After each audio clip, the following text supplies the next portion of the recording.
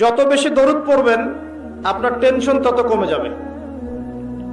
ফজিলত শোনেন, যত বেশি দরুদ পড়বেন আপনার টেনশন দুশ্চিন্তা তত কমে যাবে। যত বেশি দরুদ পড়বেন আল্লাহ তত রহম করবে আপনাকে, আপনার গুনাহ তত মাফ হবে, আপনার নেকির পাল্লা তত ভারী হবে এবং মুহাম্মদ সাল্লাল্লাহু আলাইহি ওয়াসাল্লামের সুন্নতের উপর আমল করা আপনার জন্য সহজ হবে।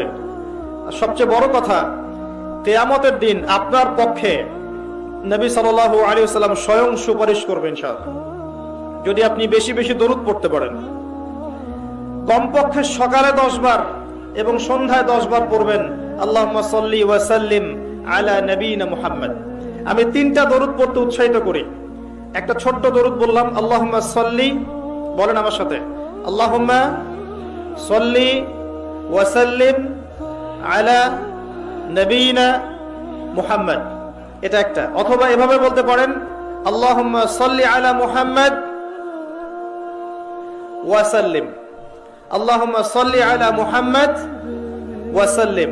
অথবা যেটা আমরা পড়ি, আল্লাহুম্মা সাল্লি আলা মুহাম্মদ ওয়া আলা আলি মুহাম্মদ কামা সাল্লাইতা আলা ইব্রাহিম ওয়া আলা আলি ইব্রাহিম ইন্নাকা হামিদুম মাজিদ। আল্লাহুম্মা বারিক আলা মুহাম্মদ ওয়া আলা আলি মুহাম্মদ কামা বারাকতা আলা ইব্রাহিম ওয়া আলা আলি ইব্রাহিম ইন্নাকা হামিদুম মাজিদ।